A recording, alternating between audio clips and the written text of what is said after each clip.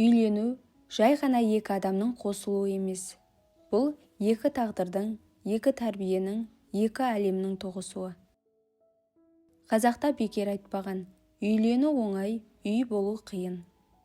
Бүгін біз мынадай әйел жаман деп айыптамаймыз. Біз тек ер азаматтарға ой саламыз. Қандай мінез бен қасиеттер болашақта отбасыңды шайқалтуы мүмкін. Өйткені неке махаббатпен басталады, бірақ мінезбен сақталады. Бірінші, жауапкершіліктен қашатын әйел. Міндеттен, қиындықтан, шешім қабылдаудан қашатын адам отбасында жарты жолдан тастап кетуі мүмкін. Ондай әйел қиындықта сабыр сақтамайды. Кінәні үнемі өзгеден көреді. Менің күнәм емес деп жауапкершіліктен қашады. Ал отбасы ортақ жауапкершілік. Жауапкершіліксіздік отбасының ең үлкен жауы. Екінші, құрметі жоқ әйел. Еркекке ең керегі құрмет. Махаббат өшуі мүмкін, бірақ құрмет жоғалса отбасы құлайды. Құрметсіз әйел күйеуін өзгелердің алдында кемсітеді. Оның сөзін елемейді. Оның еңбегін бағаламайды. Қазақта әйелді отаудың ұйытқысы дейді. Ұйытқы жоқ жерде береке болмайды. Үшінші, материалдық дүниені ғана ойлайтын әйел. Ақша керек, жақсы өмір сүру дұрыс. Бірақ өмірдің мәні тек байлықта болса, махаббат ұзаққа бармайды. Ондай әйел күйеуін табысына қарап бағалайды. Қиын кезде қолдау емес талап қояды. Басқаның күйеуі деп салыстырады. Ал салыстыру сыйластықтың өлтірушісі.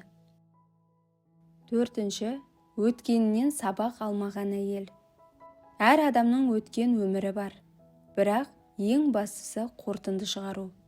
Егер адам қателігін мойындамаса, үнемі бұрынғысын кінәласа, өзін өзгертуге тырыспаса, онда ертеңгі күні сен де сол тізімге қосылуың мүмкін.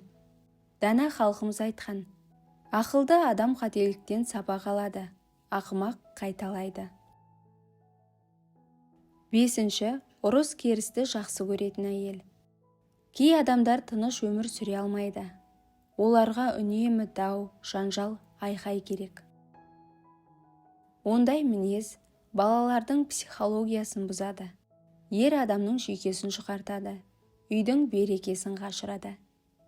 Отбасы соғыс алаң емес, отбасы тыныштық мекені болу керек. Алтыншы, имансыз әйел. Бұл жерде мәселе орамалда емес, мәселе жүректегі тәрбие мен иманда. Иманды әйел аманатқа адал, күйеуін сыйлайды, ар-намысты биік қояды. Ал имансыздық адамды нәпсінің жетегіне түсіреді. Тәрбиесіз мінез отбасына қас жауы. Ер адам жар таңдағанда тек сұлулыққа емес, мінезге қарау керек. Себебі сұлулық уақытша, мінез өмірлік. Қазақта тағы бір сөз бар. Жақсы әйел ырыс, жаман әйел ұрыс. Бірақ ұмытпаңыз, жақсы әйел алу үшін алдымен жақсы ер болу керек. Өйткені жақсы әйел жақсы ердің қасында қалыптасады. Отбасы тек әйелдің жауапкершілігі емес, береке де, берекесіздік те екі жақтан. Қазақта бекер айтпаған, ер үйдің иесі, әйел үйдің киесі. Себебі кей отбасының бұзылуына ер адамның өз қателігі себеп болады. Ер адам тірек, ал тірек құласа шаңырақ шайқалады. Жауапкершіліктен қашатын ер қиындықта үндемейді, шешім қабылдамайды. Өзіме тиіспесе болды деп өмір сүреді. Көп еркек әйелге тек міндет деп қарайды, бірақ әйел де адам. Оның да жүрегі бар. Құрметсіз ер әйелінің пікірін елемейді, оның еңбегін бағаламайды.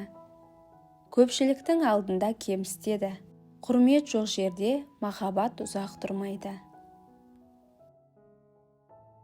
Ашу әлсіздіктің белгісі. Айқайлау, қол көтеру, қорқыту ерлік емес. Бұл мінездің әлсіздігі.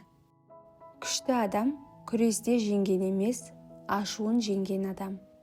Нағыз ер, сабырлы ер. Ақша табу маңызды, бірақ бала әкесінің уақытында қажет етеді. Үнемі жұмыста, үнемі телефонда, үнемі достармен жүрген ер бір күні баласының өзінен алыстап кеткенін байқамай қалады. Балаға әке тірі үлгі. Басқаның әйелі, пәленшенің күйеуі, салыстыру, жаралау. Әйелді өзгемен салыстыру, оның қадірін түсіру. Бұл сенімге сызат түсіреді. Ер адам тоқтап қалса отбасы да тоқтайды. Өзін дамытпайтын ер жаңа нәрсе үйренбейді, мінезін түземейді, қателігін мойындамайды. Ер адам үнемі өсуі керек, рухани да, ақылмен де, мінезбен де. Жақсы әйел іздеген ер алдымен өзі жақсы болсын. Себебі әйел еркектің айнасы, бала әкесінің көшірмесі. Отбасы ердің басқаруындағы кеме. Кемені дауыл емес, капитанның әлсіздігі батырады. Бақытты отбасы байлықтан емес, бірліктен басталады. Үлкен үй, қымбат көлік, сәнді өмір бәрі уақытша. Ал шаңырақтың беріктігі мінез бен түсіністікте. Махаббат сезім, ал құрмет таңдау. Егер ер мен әйел бір-бірін көпшілік алдында сыйласа, сөзін бөлмесе, еңбегін бағаласа, онда ол үйде тыныштық болады. Ең бірінші досың жарың болуы керек. Көп отбасы ренішті ішке сақтаудан бұзылады. Айтылмаған сөз жиналған мұз сияқты. Бір күні жарылып шығады. Бақытты отбасында мәселе айқайсыз шешіледі.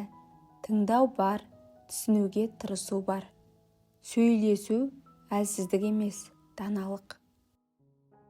Мінсіз адам жоқ, сәйкесінше мінсіз некеде жоқ. Бірақ сабыр бар жерде береке бар. Адамдардың ең жақсысы отбасына ең жақсы болғаны. Кешірім әлсіздік емес, бұл жүректің күштілігі. Бақытты отбасы бір бағытқа қарап тұрған екі адам.